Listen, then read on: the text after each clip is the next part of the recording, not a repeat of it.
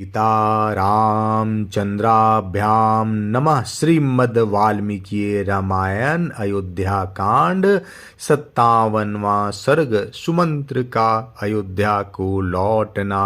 उनके मुख से श्री राम का संदेश सुनकर पुरवासियों का विलाप, राजा दशरथ और कौशल्या की मूर्छा तथा अंतःपुर की रानियों का आर्तनाद। इधर जब श्री राम गंगा के दक्षिण तट पर उतर गए तब गुह दुख से व्याकुल हो सुमंत्र के साथ बड़ी देर तक बातचीत करता रहा। इसके बाद वह सुमंत्र के साथ ले अपने घर को चला गया। श्री रामचंद्र जी का प्रयाग में भरद्वाज के आश्रम पर जाना, मुनि के द्वारा सत्कार पाना तथा चित्रकूट पर्वत पर पहुँचना, ये सब वृतांत श्रृंगवेर के निवासी गुप्तचरों ने देखे और लौटकर गुह को इन बातों से अवगत कराया। इन सब बातों को जानकर सुमंत्र गुह से विदा ले अपने उत्तम घोड़ों को रथ में जोत कर अयोध्या की ओर ही लौट पड़े। उस समय उनके मन में बड़ा दुख हो रहा था। वे मार्ग में सुगंधित वनों, नदियों, सरोवरों, गांवों और नगरों को देखते हुए बड़ी सावधानी के साथ शीघ्रतापूर्वक जा रहे थे। श्रृंगवेरपुर से लौटने के दूसरे दिन सायंकाल में अयोध्या पहुंचकर उन्होंने देखा सारी पुरी आनंद शून्य हो गई है। वहाँ कहीं एक शब्द भी सुनाई नहीं देता था। सारी पुरी ऐसी नीरव थी मानो मनुष्यों से सुनी हो गई हो। अयोध्या की ऐसी दशा देखकर सुमंत्र के मन में बड़ा दुख हुआ। वे शोक के वेग से पीड़ित हो इस प्रकार चिंता करने लगे, कहीं ऐसा तो नहीं हुआ कि श्री राम के विरह जनित संताप के दुख से व्यथित हो हाथी, घोड़े, मनुष्य और महाराज सहित सारी अयोध्या पूरी शोकाग्नि से दग्ध हो गई हो। इसी चिंता में पड़े हुए सारथी सुमंत्र ने शीघ्रगामी घोड़ों द्वारा नगर द्वार पर पहुंचकर तुरंत ही पुरी के भीतर प्रवेश किया। सुमंत्र को देखकर सैकड़ों और हजारों पूर्ववासी मनुष्य दौड़ आए और श्री राम कहाँ है यह पूछते हुए उनके रथ के साथ साथ दौड़ने लगे।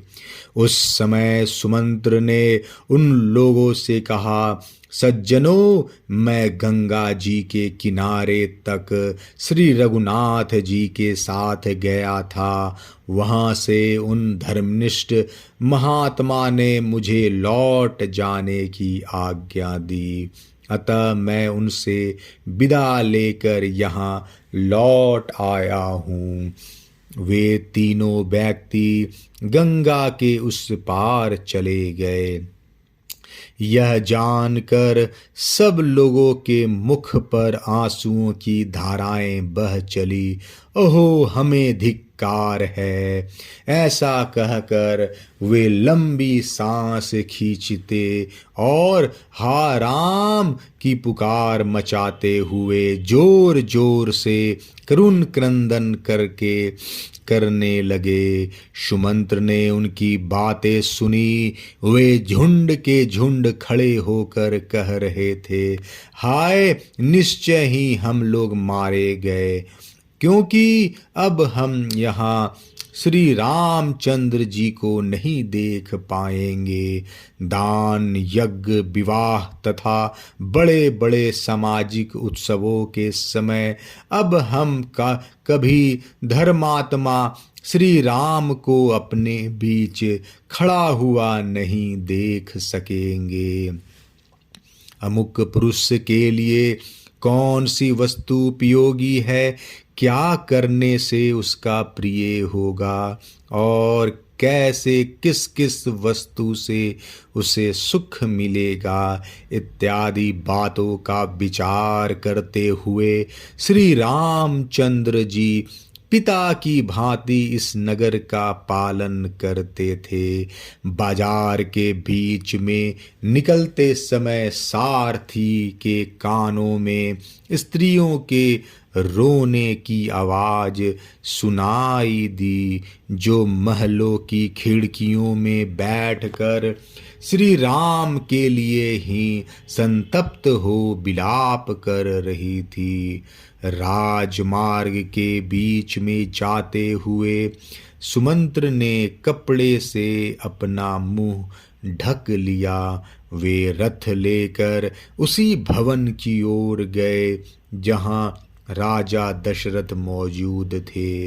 राजमहल के पास पहुंचकर वे शीघ्र ही रथ से उतर पड़े और भीतर प्रवेश करके बहुत से मनुष्यों से भरी हुई 7 ड्योढ़ियों को पार कर गए। धनियों की अट्टालिकाओं, शतमंजिले मकानों तथा राजभवनों में बैठी हुई स्त्रियां सुमंत्र को लौटा हुआ देख श्री राम के दर्शन से वंचित होने के दुख से दुर्बल हो हाहाकार कर उठी। उनके कज्जल आदि से रहित बड़े बड़े नेत्र आंसुओं के वेग में डूब गए थे।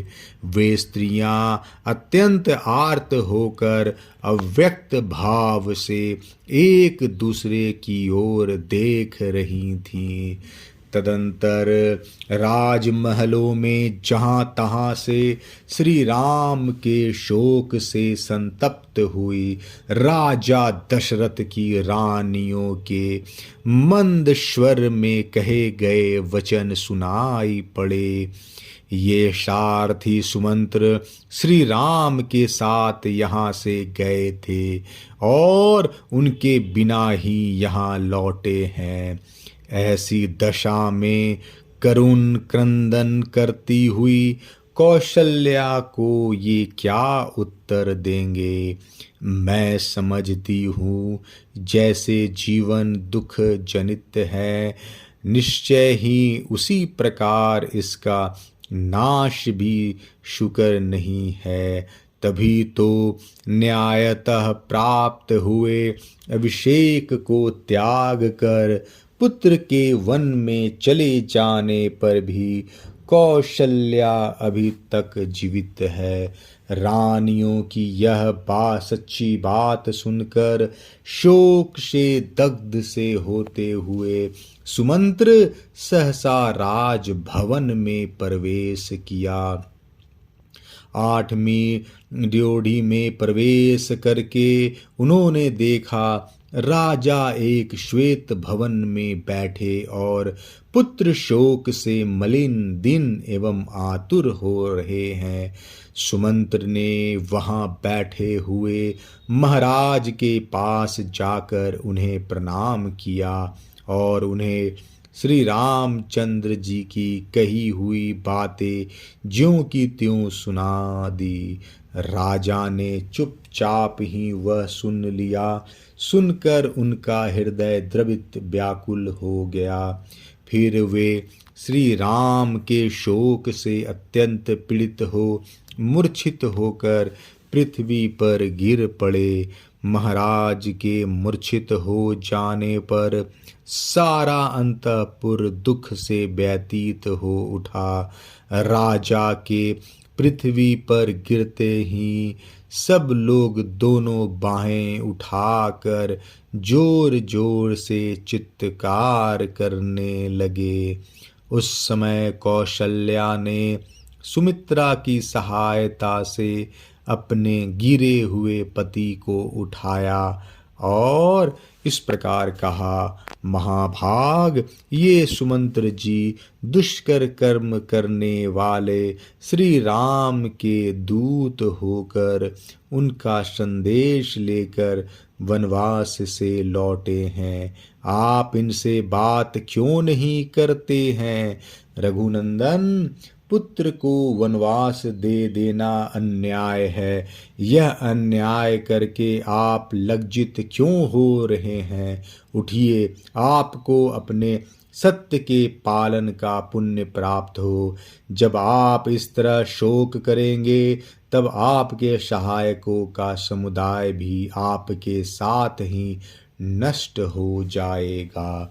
देव, आप जिसके भय से सुमंत्र जी से श्री राम का समाचार नहीं पूछ रहे हैं, वह कैकेयी यहाँ मौजूद नहीं है, अतः निर्भय होकर बात कीजिए। महाराज ने ऐसा कहकर कौशल्या का गला भर आया।